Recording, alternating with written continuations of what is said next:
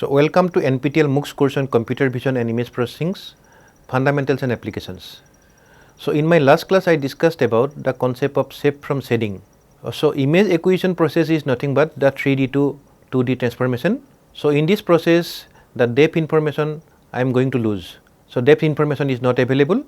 So, that is why we considered the concept of shape from shading. So, in shape from shading I want to get the shape information from the shading information. Shading means the variable levels of darkness. So, one algorithm for solution of the shape from shading problem is photometric stereo. In photometric stereo we consider number of images.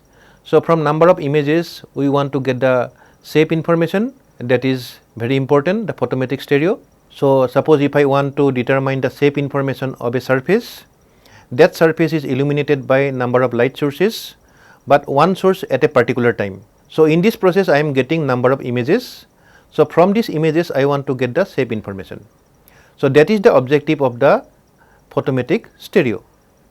So, today I am going to discuss about the image formation concept. In this case I will discuss the concept of geometric camera models. So, in this case for understanding of the geometric camera models I have to discuss the concept of geometric transformations, because the concept like this perspective projections, orthographic projections, if I want to understand the concept of the geometric transformation is quite important. So, let us see what is geometric transformation. So, suppose if I consider one object, suppose the object is moving in an image, that means it is translated or it can be rotated or it can be scaled. So, in this case these operations I can represent mathematically. So, if I consider combined operation, suppose translation, rotation and the scaling, so this combined operation is called the affine transformation. So, how to represent these operations mathematically? So, today I am going to discuss about the geometric transformation, and after this I will discuss the geometric camera models. So, let us discuss the geometric transformations. So, first operation is 2D transformations. So, first I will discuss 2D transformation, and after this I will discuss 3D transformations. So, first I am considering one point here, the point is pxy. This point pxy is translated by a vector, the vector I am considering that is x naught y naught. So, it is translated by the amount x naught unit parallel to x axis, y naught units parallel to the y axis. The new point will be p dash x dash y dash. So, this is the new point. This translation operation I can write in this form. So, x dash is equal to x plus x naught and y dash is equal to y naught plus y naught. So, this is the translation of a point. Suppose if I define the column vectors like this. So, p is the point, the initial point p x y, p dash is the final point x dash y dash, and in this case if I consider the translation vector is t x naught y naught. Now, translation can be represented like this. So, translation process is x dash y dash is equal to 1 0 0 1, that matrix I am considering, x into x y plus x naught y naught. So, that the previous equation you can write in this form, or you can write in this form x dash y dash is equal to 1 0 0 1 x naught y naught x y 1. So, the previous equation whatever I have shown in the previous slide, that the translation operation, that operation you can show in the matrix form like this. But one thing is, this expression is a asymmetric expression. So, there is a concept of homogeneous coordinate system. So, the concept is homogeneous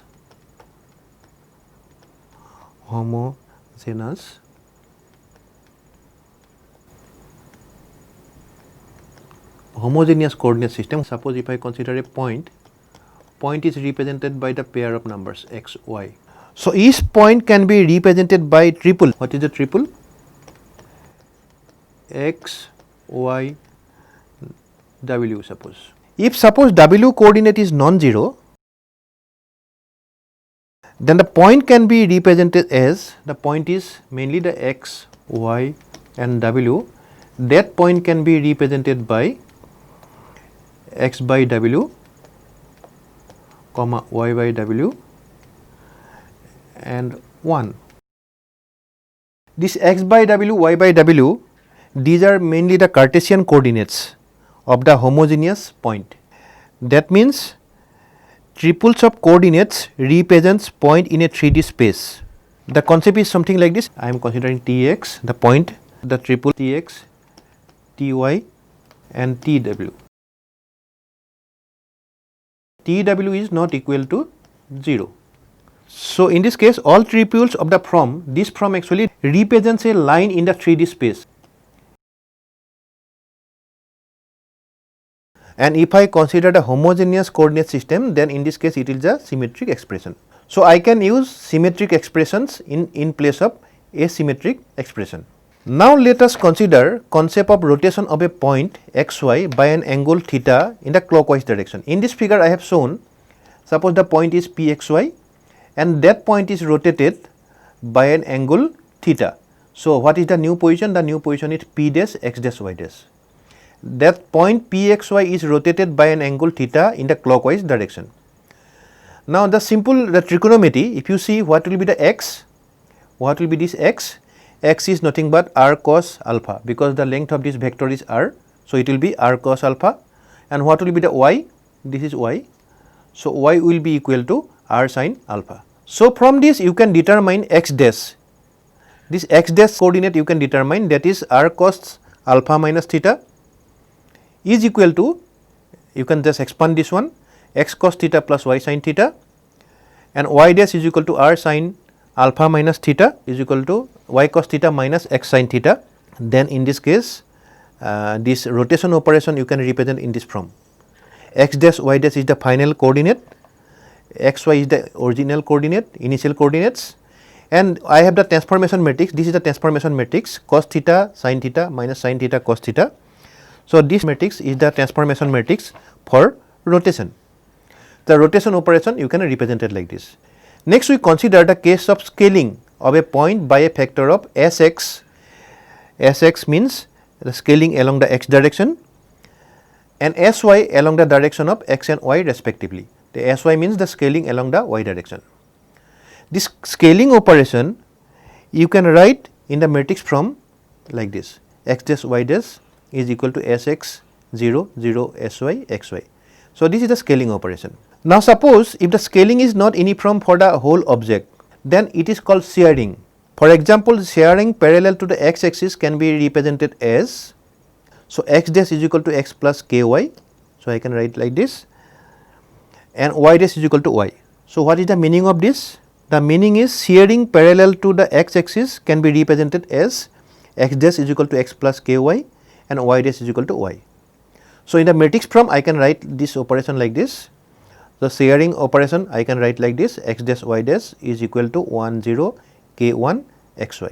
So, this is the operation in the matrix form. So, here I have shown the example. So, how to do the shearing? So, in this case shearing parallel to x axis I have shown here. So, this is the supposed object and I have done the shearing. So, this is the matrix for shearing. In homogeneous coordinate system, this transformation I can write like this. So, the translation operation, the rotation operation, scaling operation, and this operation is the shearing operations. The next I have shown one example. This is the another case, the reflection about x axis. So, if I do this operation, x dash y dash is the final positions and x y is the initial positions, and I am considering the transformation matrix. This is the transformation matrix 1 0 0 minus 1. So, if I do this transformation, what I am getting? I am doing actually the reflection. So, if you see this one, this point is reflected here. So, now the main operation is rotation, scaling and the translation. These operations I can represent it in the matrix form like this. The combined operation I can show like this. The upper 2 by 2 sub matrix is a composite rotation and scale matrix, whereas the Tx and Ty are composite translations I have considered. Suppose if I want to rotate a vector about an arbitrary point, suppose arbitrary point is suppose p. So, how to rotate this? So, for this what I have to do? First the vector needs to be translated such that the point p is at the origin. So, first I have to do the translation operation. So, first I have to do the this I have to move to this point, it should be to the origin. After doing the translation operation, I can do rotation operation, and finally we need to translate back the point such that the point at the origin return to the point p. So, after doing the rotation again I have to do the translation back to, so that this point moves to the point P. So, I am repeating this. What is the objective? The objective is, if I want to rotate a vector about an arbitrary point P in 2D xy plane, then in this case I have to do the following operations. First, the vectors needs to be translated such that the point P is at the origin. So, I am doing the translation. So, just doing the translation. So, it will be in the origin. After this, I can do rotation operation, and finally, we need to translate back the points. I am doing the translation in this direction. Again, I am doing the translation. Translate back the point such that the point at the origin return to the point P. This complete operation I can write in this form: T minus R theta TR. Suppose I can write like this. So, what I am doing first? First, I am doing the translation. After this, I am doing the rotation, and after this again I am doing the translation, that is in the reverse direction, minus R. This is the combined operation I am doing. But you have to remember the concatenation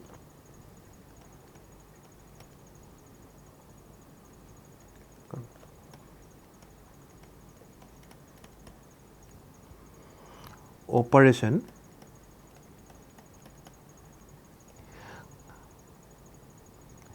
is not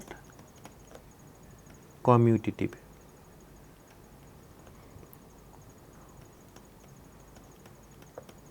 That means the matrix operations are not commutatives. The order of this operation is important. Suppose if I do first rotation and after this I am doing the translation, again I am doing the translation, the results will be different. And one thing is important. In my previous case, I have shown one that transformation matrix. In this matrix, I have considered all the operations, the rotation operation, the scaling operation and translation operation. So, this combined operation is called the affine transformation. So, next I am considering the 3D transformations. So, in the 3D transformation, all the 3D points are converted to homogeneous coordinate. It is something like this. So, x, y, z is converted into x, y, z 1. Translation of the point is given by x dash x star is equal to x plus x naught. So, the translation along the x direction, translation along the y direction and translation along the z direction. So, I can write this translation operation in the matrix from like this. The displacement vector is x naught, y naught, z naught, and the point x, y, z is translated to the point x star, y star and the z star. And I can consider the unified expression, that is the unified expression means the symmetric expression. So, this is the symmetric expressions. So, that means the transformation matrix for translation is now converted into a square matrix. So, this is the transformation matrix for translation, that is a square matrix. So, T is equal to 1 0 0 x naught, 0 1 0 y naught, 0 0 1 z naught, 0 0 0 1. So, I am considering the translation along the x direction, translation along the y direction and translation along the z direction. Now, the next I am considering the scaling operation, that is the 3D scaling. The transformation for the scaling I can show like this. So, S is equal to Sx 0 0 0, 0 Sy 0 0, 0 0 Sz 0, 0 0 0 1. So, this is the transformation matrix for scaling. So, in this case I am considering scaling in the x direction Sx, Sy is the scaling in y direction and Sz is the scaling in z direction. And let us consider the concept of the rotation. Now, the three cases of rotations: rotation around x axis, rotation around y axis and rotation around z axis. If I consider rotation around z axis, only x and y coordinates change and z coordinates remain same. Rotation around z axis means it is a rotation in a plane which is parallel to xy plane. So, here in this figure I have shown the rotation along the x axis by an angle alpha, rotation along the y axis by an angle beta, rotation around z axis by an angle theta. So, corresponding to this I have the transformation matrix. The transformation matrix like r theta, that is a rotation around z axis, r alpha is the rotation around x axis and r beta is the rotation around y axis. So, I have considered these transformations, and finally, the transformation matrix for the shear is given by this matrix. So, up till now I have discussed the concept of the transformation. I discussed the concept of 2D transformation, and after this I discussed about the 3D transformation. So, in case of the 2D transformation, I discussed the translation, rotation and scaling, and also I discussed about shearing. In case of the 3D transformation, I considered again the translation operations, rotation operations and scaling operations. This combined operation, I can do the operations one by one. So, that is called the affine transformation. This is very important, the affine transformation. If I understand the concept of the affine transformation, then it is easy to understand the concept of image formation in the camera. So, we have number of projections like perspective projections, orthographic projections. So, for these projections, I have to understand this concept, the concept of the homogeneous coordinate systems. Now, already I discussed that the matrix operation is not commutative. The order of this operation is important. So, I can give one example in this case. So, if you see the next slide. So, in this case, what I am doing in the first figure, in this figure, I am considering one vector, the vector is A. First, I am doing the translation of this vector, and after this I am doing the rotation of this vector by an angle theta. So, corresponding to this I am getting the point is P1. So, the meaning is first I am doing the translation of the vector by an amount delta x in the x direction, delta y in the y direction, and after this I am doing the rotation of this vector. In the second case, what I am doing, first I am doing the rotation of the vector, the same vector, and after this I am doing the translation. So, I am getting P2. So, it can be observed that the P1 is not equal to P2, because the matrix operation is not commutative. The order of operation is quite important. And in case of the affine transformation, suppose if I do something like the translation I am doing, and after this I am doing the scaling, and after this if I do the rotations. So, how can you write this one? So, suppose I am getting one point, new point P, this one, and r theta as T P is equal to A P. So, in this case, what I am considering, this will be T P.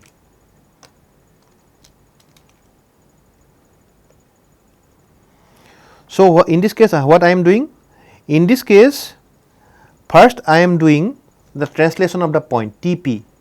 After this, I am doing the scaling, as is the scaling, and after this, I am doing the rotation. So, this combined operation is called the affine transformation. So, the matrix, what is the matrix A?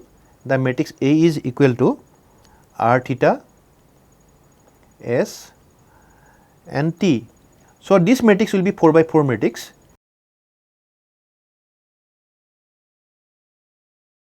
So, this matrix is I can consider as the affine matrix. So, first I am doing the translation, after this I am doing the scaling, and after this I am doing the rotations. So, A is equal to r theta S T. In the first case I have shown, I have done the translation, and after this I am doing the rotation. In the second case, what I have done, first I have done the rotations, and after this I am doing the translation. In this case, the P1 is not equal to P2. So, these matrix operations are quite important. So, I can give one example. Suppose I have some objects, this object is like this. In one image, in another image, suppose object will be like this. So, now I have to determine what type of transformation it is going on. It may be rotated, the object may be rotated, it may be translated, and some scaling operations may be done. So, corresponding to this, you have to determine the transformation matrix. So, for this, suppose some of the key points you can consider, and based on these key points, you can understand what type of transformation it is going on. That is, you can find the transformation matrix, whether it is rotated, whether it is scaled, or if the translation operation is going on. So, I have given this example. So, in an image, suppose this is the first image, in the second image I have this one. So, what type of transformation it is going on? So, that you can determine. So, this is about the geometric transformation. So, these transformations are important for understanding the concept of the image formation in the camera. Now after this I will discuss the concept of the image formation in the camera. So if you see in my next slide, I am going to discuss about the geometric camera models. So first one is image formation principle, and in my last class I explained about this. What is the output image? The output image is the PSF, and it is convolved with the object function plus noise of the imaging system. The object function is a object or a scene that is being imaged. And what is the PSF? The PSF, the point spread function, is the impulse response when the inputs and the output are the intensity of light in an imaging system. That means it represents the response of the system to a point source. So PSF indicates the spreading of the object function, and it is the characteristics of the imaging system. So PSF is quite important. So this is my object and I am getting the image here. So corresponding to this here, you can see the PSF, it is convolved with the image, and I am considering the noise of the imaging system. And one important point in the last class I discussed, a good or the sharp imaging system generally has a narrow PSF, whereas a poor imaging system has the broad PSF. And here in this case I have shown simple image formation process. So I have shown one object and I have shown the film, that is the sensor I am considering. The sensor converts the light photon into electrical signal, but in this case if I consider, I will be getting the blurred image because it is the intersections of all the light rays if I consider. So because of this I am not getting the fine quality image, I am getting the blurred type of image. So that is why I can consider this setup. That means I am considering one barrier, and in the barrier one aperture is there, small opening is there, this opening is there. If I consider this opening, that means a barrier is considered to block most of the rays. So because of this structure, it reduces blurring. In my earlier slide I have shown I am not getting the image, the good quality image, because of the number of rays, and in this case it is incident on the sensor. So in the second case I am getting the good quality image because it reduces blurring, and this opening is called the aperture, at the aperture of the imaging system. So suppose if I consider the shrinking the aperture, suppose if I want to reduce the size of the aperture, what will happen? So in the first case I have considering the aperture size is 2 mm, next is 1 mm, after this 0.6 mm, next is 0.35 mm. That means gradually and gradually I am reducing the size of the apertures, the shrinking the apertures. So in this case I am getting sharp images, but we cannot make the aperture as small as possible, because if I make the aperture very small, less light gets through, and also I have to consider the effect of diffraction. So that is why I cannot make the aperture as small as possible. And in this case I have shown the image formation in a pinhole camera. So this is a very simple camera. So I have one opening here, small opening, hole is there, and this is my object, and this is the image. So I am getting the inverted image here. So this structure is very much similar to human eye. In case of the human eye, this instead of this opening I have pupils and I have the retina. In case of the camera I have the sensor here. In case of the human eye we have retina. In retina also we have two types of photoreceptors, rods and the cones. Rods are responsible for monochromatic visions and cones are responsible for color visions. So this structure is very similar to human eye, and I am getting the inverted image here. And in this case I have shown the image formed by a convex lens. So I have the objects and I have the lens, this is the convex lens, I have the sensors film. So if I consider this portion here, this portion of the object, this is properly focused. So that means in this case I am getting the image here, and in this case this portion, if I consider this portion of the object that is not properly focused, then in this case it is nothing but the circle of confusion. Corresponding to this point is properly focused by the lens, the convex lens. So I am getting the image here, this portion I am getting the image, but corresponding to this portion, this is not properly focused. So I am getting the blurred portion here, and this is called the circle of confusion. And in the second diagram I have considered lens with an apertures. So small aperture I have considered, because what is the need of the aperture I have already discussed. So aperture is important. This is the optical center and the center of projection. This is the optical axis, and after this is the focal point in the convex lens. This is the focal length, and I have shown the image formation process in the convex lens. And there is a concept of the depth of field. So here you see I have shown two cases. In the first case I have shown this portion, suppose if I consider the aperture is wide, and in this case the aperture is narrow. In the first case the aperture is wide, in the second case aperture is narrow. In the first case only this portion of the object from this length to this length it is properly focused. The rest of the portion it is not properly focused. So corresponding to this portion I am getting the sharp image, and if I consider the background I am not getting the sharp image, I am getting the blurred background. That means this portion is properly focused. That means corresponding to this depth this is properly focused. In the second case the aperture is narrow aperture.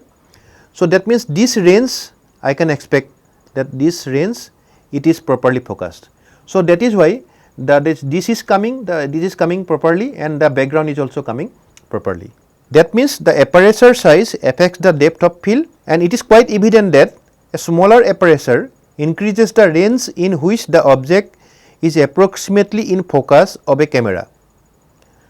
So large aperture corresponds to a small depth of field and vice versa. And in this case I have shown the derivation of the thin lens equation. I am considering the convex lens, and from the similar triangles this equation I am getting. What is d naught? D naught is the distance between the objects and the lens. So this is d naught. What is di? The distance between the lens and the image. So I am having the image here, and here I have shown the focal point and also the focal length I have shown. F is the focal length. So in the first example I am getting the real image. In the second case I am getting the virtual image. So if I assume d naught is greater than f, then in this case then object point which satisfy the above equation will lie in focus if I consider d naught is greater than f, and when d naught is less than f then di becomes negative. Then in this case I will be getting the virtual image. So I have shown this derivation of the thin lens equation. Already you know these equations. And what is the magnification done by the lens of a camera? The magnification is defined by di divided by d naught. That is the definition of the magnification. M is positive for the virtual image while it is negative for the real image. And if I consider m is greater than 1, that indicates the magnification. So this is the definition of the magnification done by lens of a camera. So in case of the monocular setup, monocular vision, suppose this is the object and this is the image.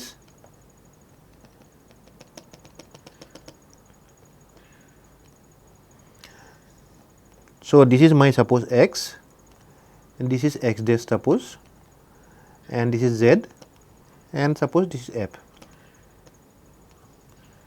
So this is the monocular vision setup. So corresponding to this, you know this equation from the similar triangle, x by z is equal to x dash by f.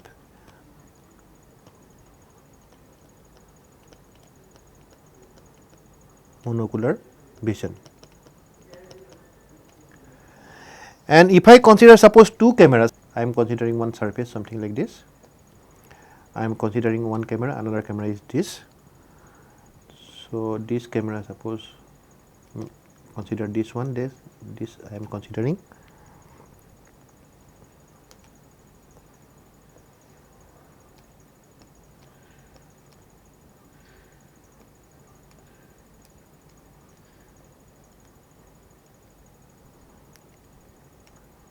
So in this case I am considering two cameras. So I can consider this is left camera suppose, and this is the right camera suppose.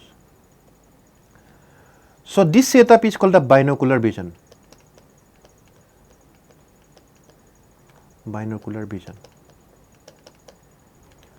So in the monocular vision, because the image acquisition system is nothing but the 3D to 2D projections, so I do not have the depth information in this case. But with the binocular vision I can get the depth information. So in my next class I will discuss the geometrical camera models, like some projection models I am going to discuss, like the perspective projections, orthographic projections, and after this I will discuss about the stereo visions. So by using the stereo vision you can get the depth information from disparity So, that concept I am going to discuss in my next class. So, today I have discussed about the geometric transformation, which is very important, like the affine transformation, and based on this affine transformation you can understand the concept of the perspective projection and the orthographic projection, and you remember the concept of the homogeneous coordinate systems. So, that is all for today. Let me stop here today. Thank you.